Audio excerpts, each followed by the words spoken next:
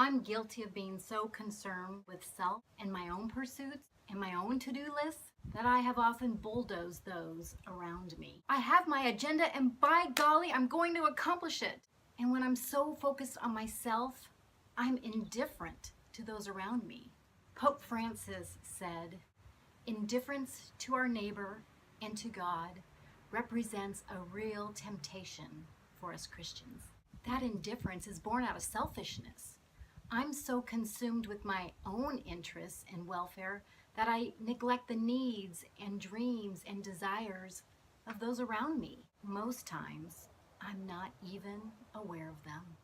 As God has highlighted the selfishness in my life, I've noticed it has invaded not just my actions, but it has penetrated my heart and my mind as well. It's that selfish attitude that separates us as human beings.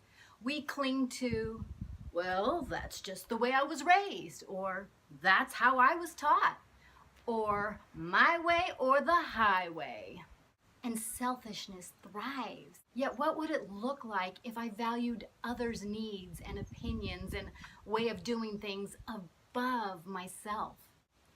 What if I went on a selfishness fast? What if you joined me? Maybe it would look something like this. Abstaining from busyness and noticing those who are lonely, forgotten, or helpless. Abstaining from always having my way and let someone else enjoy their way. Abstaining from ignorance, stereotyping, or indifference, and getting to know someone from a different denomination, ethnic, or socioeconomic group. Abstaining from judgment and opening ourselves up to meaningful and respectful dialogue with those whose views are different from ours. What would our world look like then?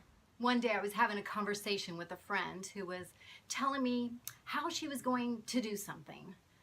On the tip of my tongue were the words, "Oh, I do it this way and it's so much better," which is really code for, "Your way is dumb.